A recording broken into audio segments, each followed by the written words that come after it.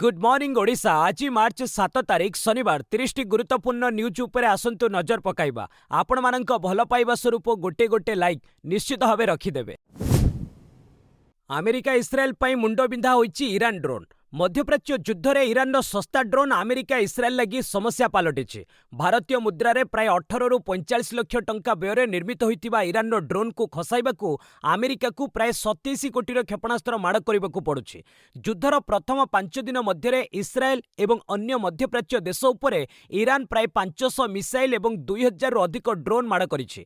सेथिरु अधिकांश हेउछि आत्मघाती ड्रोन, अर्थात सेगुड़िक केवल सर्विलांस करी फेरंती नहीं, बरं टार्गेट निकट रे पहुंचबा परे विस्फोरण होई टार्गेट को ध्वंस करिथान्ते। ईरान शाहिद 136 भली ड्रोन एते छोट जे सेगुड़िकु ट्रक पछरु मध्य लॉन्च करिहेब। तार मूल्य 18 रु 45 लाख मध्य होइताए। ईरान निकट रे हजार हजार शाहिद ड्रोन रहिछि।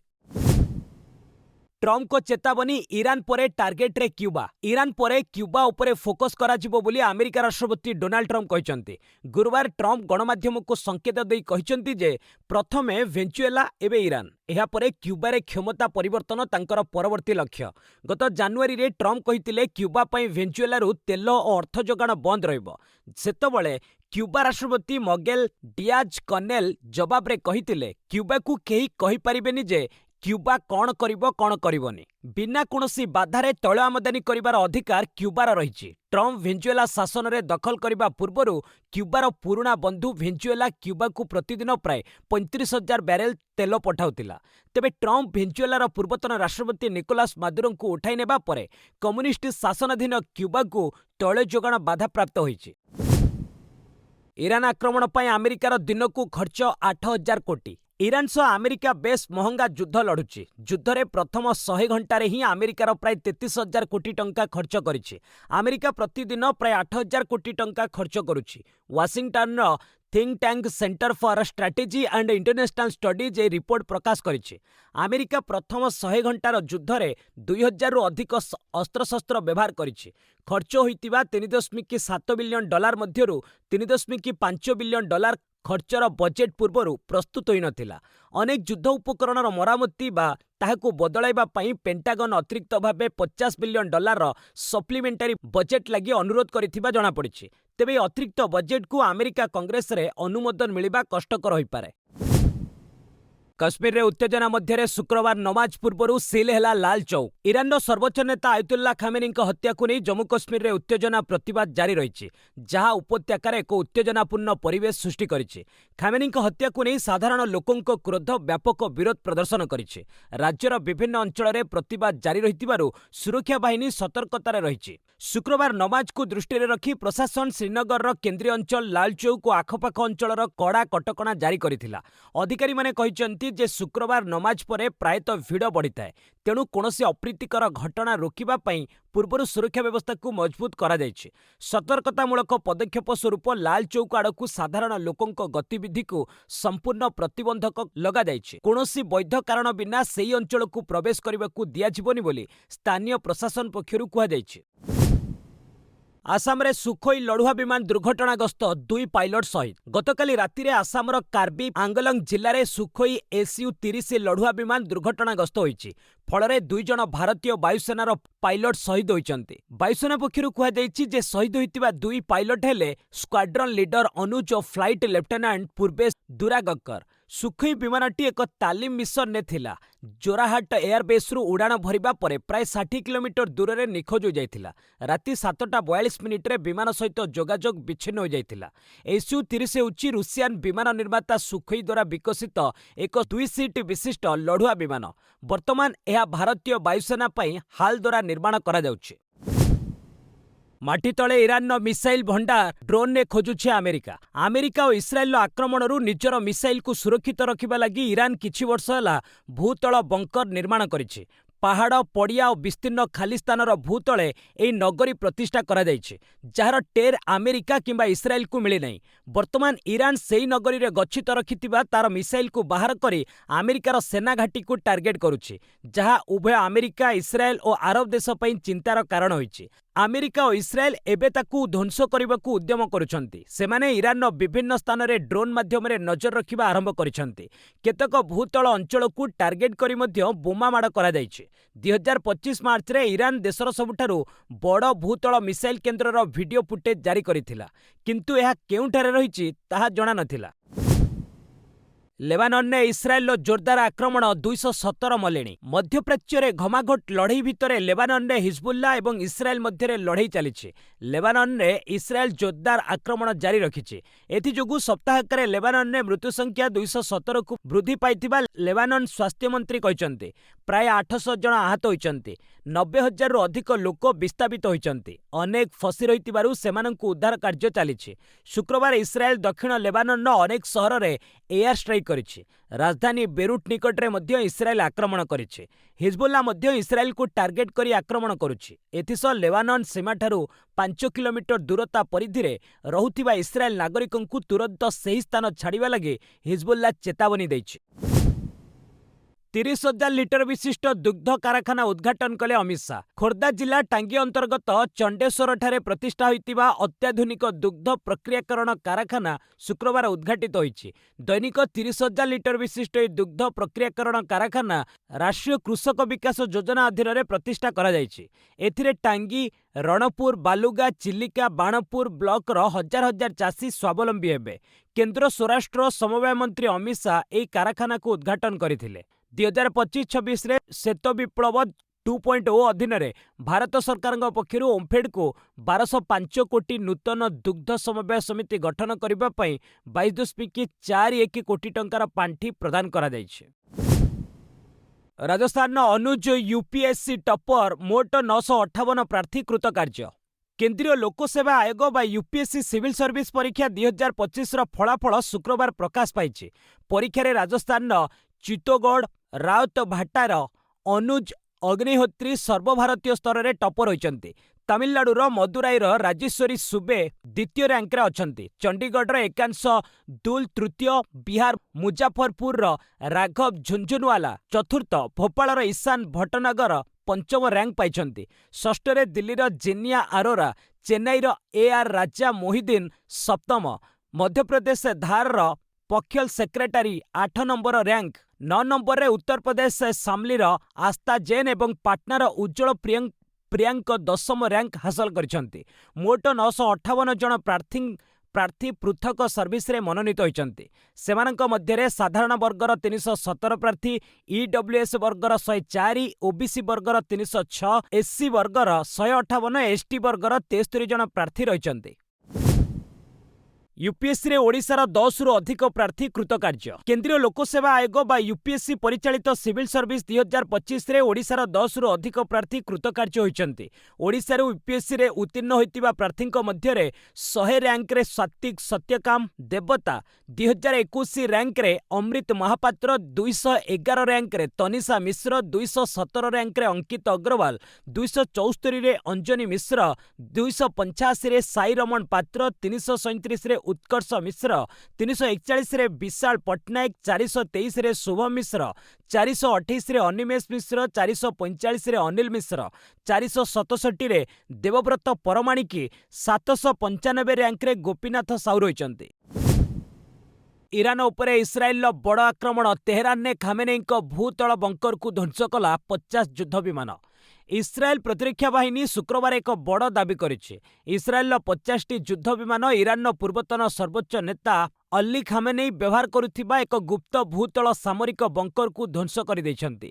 ତେହେରାନ ସ୍ଥିତ ଶାସକ ଗୋଷ୍ଠୀର କମ୍ପାଉଣ୍ଡ ତଳେ ଏହି ବଙ୍କର ନିର୍ମିତ ହୋଇଥିଲା, ଯେଉଁଠାରୁ ଯୁଦ୍ଧ ସମୟରେ ଅପରେସନ ନିୟନ୍ତ୍ରଣ କରାଯାଉଥିଲା।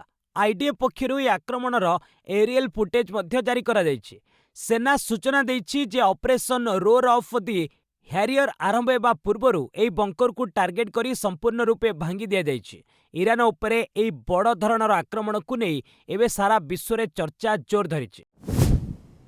कर्णाटक रे 16 वर्षरु कम पिलांक लागि हेला सोशल मीडिया बैन। कर्णाटक सरकार राज्य रे 16 वर्षरु कम पिलामानंक पई सोशल मीडिया व्यवहार उपरे प्रतिबंधक लगाइछंती। शुक्रवार राज्य बजेट उपस्थापन करुथिबा बेले मुख्यमंत्री सिद्धरमैया एहा घोषणा करिसंती। मुख्यमंत्री कहिसंती जे पिलामानंक उपरे मोबाइल फोन व्यवहार रो प्रतिकूल प्रभाव को रोकिबा पई तांको सरकार एभली गुरुत्वपूर्ण निष्पत्ति नेछंती। उल्लेखयोग्य गत मासरे बेंगालुरु रे अनुष्ठित कुलपति सम्मेलन रे सिद्धरमैया एही प्रसंग रे आलोचना करी कुलपतिंक मतामत लोडिथिले। आलोचना समय सोशल मीडिया रे मोबाइल निशा, ऑनलाइन गेमिंग, पिलामानंक शिक्षा, शारीरिक सुस्थता उपरे मुख्यमंत्री चिंता प्रकट करथिले। पूर्वरु ऑस्ट्रेलिया रे मध्य सम्मान नियम पूर्वरु लगा जायछि। पश्चिमबंग समेत 9 राज्यर राज्यपाल और लेफ्टेनांट गवर्नर बदलिले। दिल्ली पश्चिमबंग पर्यंत 9टी राज्य और केन्द्रशासित अंचलर राज्यपाल और लेफ्टेनांट गवर्नर बदली करा जायछि। सद्य विज्ञप्ति अनुसार तमिलनाडुर राज्यपाल आर.एन. रवि वर्तमान पश्चिमबंगर दायित्व ग्रहण करिसेंती। केरलर राज्यपाल राजेंद्र विश्वनाथ आर्लेकरଙ୍କୁ तमिलनाडुर राज्यपाल भाବରେ अवस्थापित करा जायछि। सेहिभଳି हिमाचल प्रदेश राज्यपाल शिव प्रताप शुक्ला तेलंगाना राज्यपाल भाବରେ नियुक्त होइचंती। तेलंगाना राज्यपाल विष्णुदेव वर्मा को महाराष्ट्र राज्यपाल भावे दायित्व दिया जायछि। नंदकिशोर यादव को नागालैंडर राज्यपाल भावे नियुक्त करा जायछि। सेहिभଳି अवसरप्राप्त लेफ्टेनांट जनरल सैयद आता हसनैन बिहार राज्यपाल भावे नियुक्त होइचंती। लद्दाखर लेफ्टेनांट गवर्नर कविंदर गुप्ता को हिमाचल प्रदेश राज्यपाल भावे नियुक्त करा जायछि। दिल्लीर गवर्नर विनय सक्सेना को लद्दाखर दायित्व दिया जायछि। तरनजीत सिंह सांधु को दिल्लीर गवर्नर भावे नूतन नियुक्ति मिली। बिहार को नियंत्रण में रखिबा लगी बीजेपी आगे बड़ शर्त रखिले नीतीश। बिहार मुख्यमंत्री नीतीश कुमार राज्यसभा सदस्य भावे दिल्ली जिबाकू प्रस्तुत होउचंती। फल बिहार को खूब शीघ्र जड़े नूतन मुख्यमंत्री मिलिबो। राजनीतिक कल्पना जल्पना को खोरा जोगाइछि जे नीतीश को दिल्ली पठाइबा हेउछि बीजेपी षड्यंत्र। तेबे नीतीश एते सहजरे हार मानि नेथिबा नै एबे प्रश्न उठिछि। जेडीयू जड़े वरिष्ठ नेता कहिसंती नीतीश बीजेपी निकटरे तांकर वार्ता दृढ़ भाबरे उपस्थापन करिसंती। स्पष्ट भावे कुहा जे नूतन सरकार गठन पर बीजेपी पाखरे वर्तमान जहाँ भी दायित्व अछि ताहा जेडीयू को हस्तांतर करा उचित।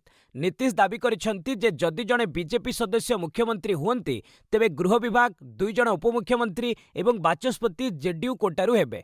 बीजेपी नीतीश कई शर्त को केते परिमाण रे पालन करिवो ताहा आगामी दिन रे देखिबाकू बाकी रहिछि।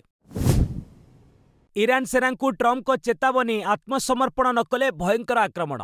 अमेरिका राष्ट्रपति डोनाल्ड ट्रम्प ईरान सेना इस्लामिक रिवोल्यूशनरी गार्ड कर्पस को चेतावनी देइछंती। सोशल मीडिया पोस्ट रे से कहिसंती जे आईआरजीसी सेना और पुलिस कर्मी अस्त्रशस्त्र त्याग करबा उचित। ईरान जनतांक सह सेमाने छिड़ा हेबार एहा प्रकृष्ट समय। अमेरिका सह मिसी नुआ समृद्ध ईरान निर्माण रे सेमाने सहयोग करंतु। जदि सेमाने आत्मसमर्पण करिवे तेबे सेमानंकु संपूर्ण सुरक्षा एवं क्षमा दिया जिवो। किंतु यह नकले भयंकर आक्रमणर सामना करबाकू हेबो। सेहिपरि ईरान पक्षरु अमेरिका सह बुझामणा लागि जोगाजोग करा जायछि। किंतु निशर्त आत्मसमर्पण नकले एही बुझामणा संभवपर नुहे। आत्मसमर्पण परे ईरान ने नुआ नेतृत्व बछाजिवो। एही समय से मेक ईरान ग्रेट अगेन नारा मध्य देइथिले। ईरान ने 3000 घर ध्वंस, 14 हस्पिटाल स्कूल क्षतिग्रस्त। ईरान ने ध्वंसलीला रचुछंती अमेरिका इस्राएल। 7 दिन धरी भयंकर आक्रमण रे ईरान अनेक अंचल भग्नस्तूप पलटिछि।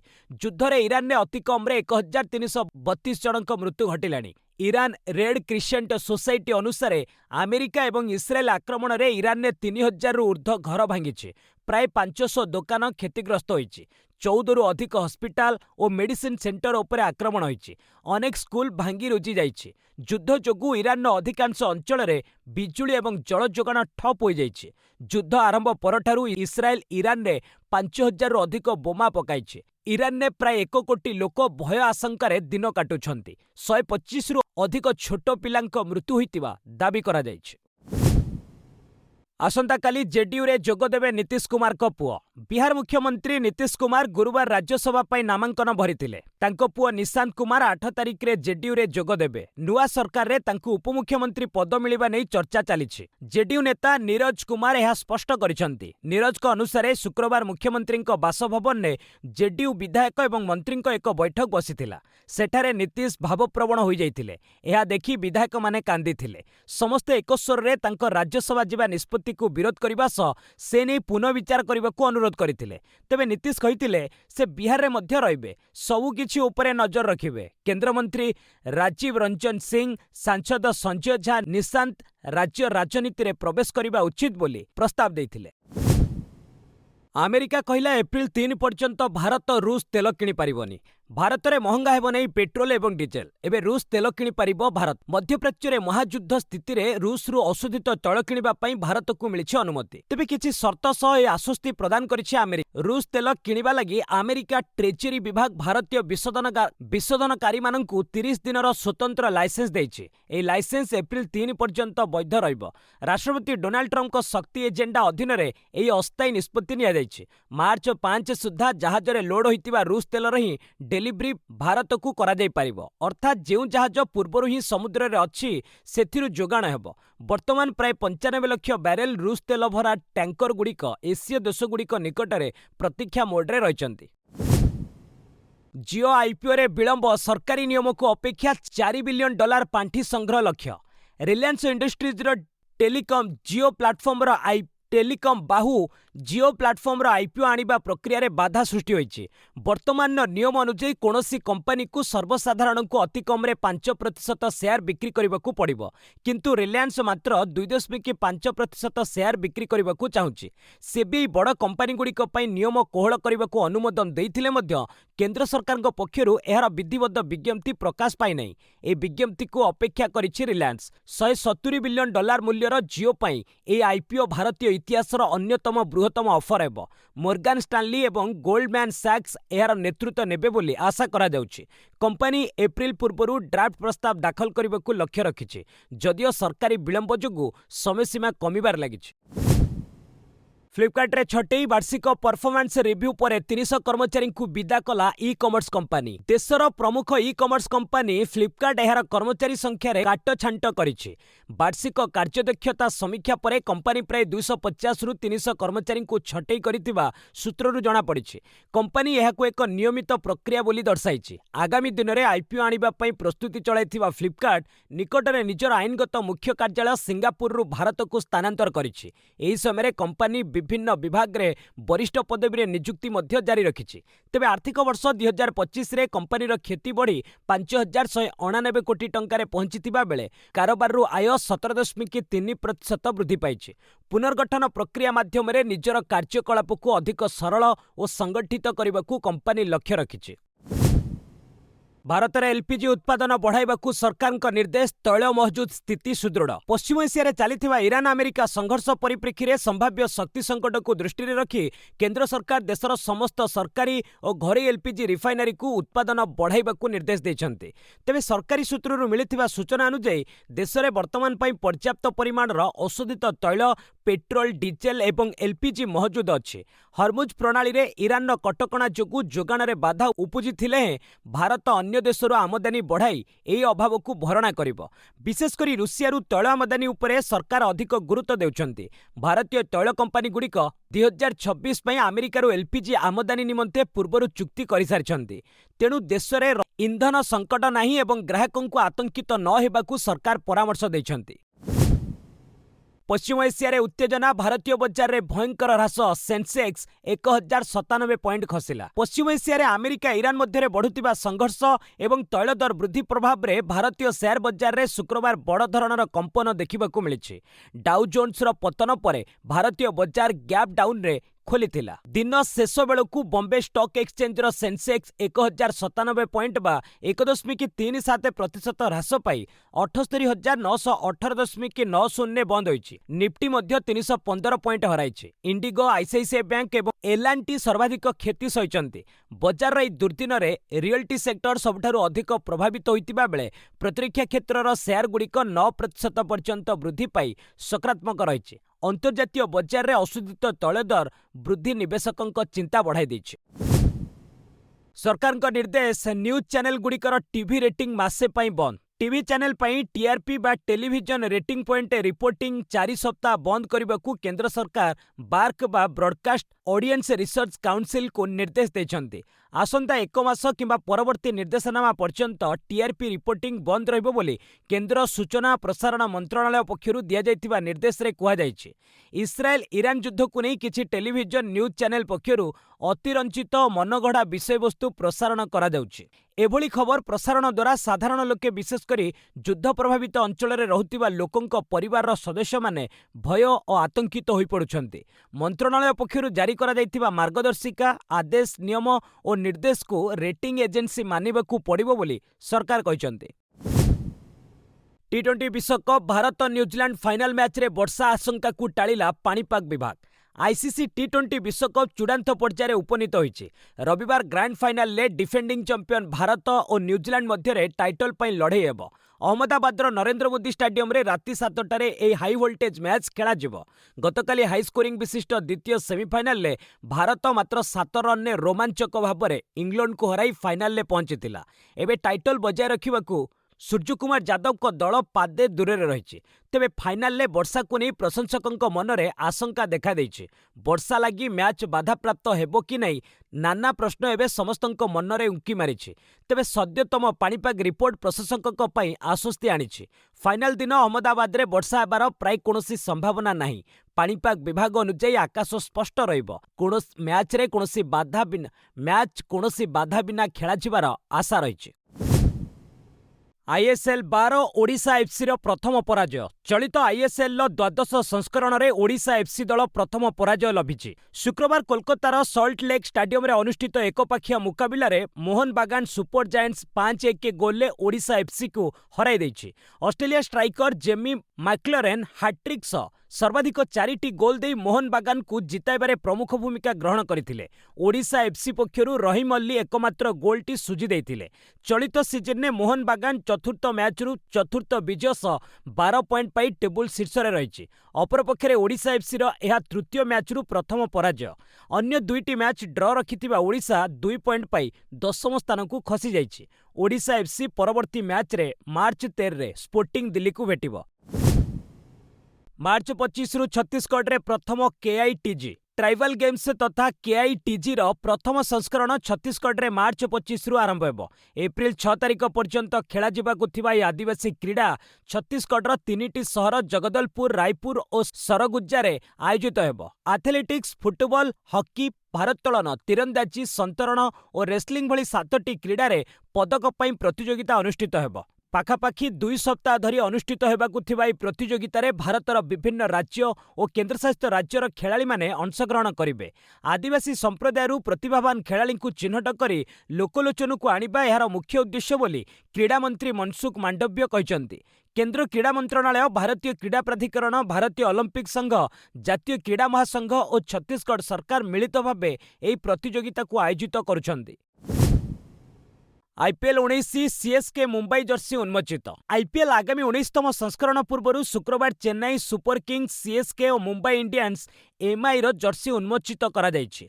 चेन्नई रो एक स्वतंत्र कार्यक्रम रे सीएसके जर्सी उन्मोचित होइतिला, जेउथिरे दलर अधिनायक ऋतुराज गायकवाड़, बैटर आयुष महात्रेंक समेत एमडी सिन्नू अग्रवाल, चेयरमैन धीरज हिंदुजा प्रमुख उपस्थित रहितिले।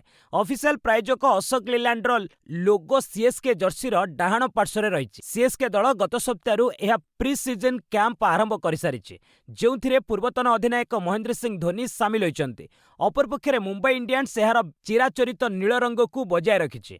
जर्सीर चतुर्पार्श्वरे गोल्डन रंगर पट्टी रहिछि। मार्च 12 रु मुंबई एहार प्री सीजन कैंप आरंभ करिवो बोली जणा पड़िछि।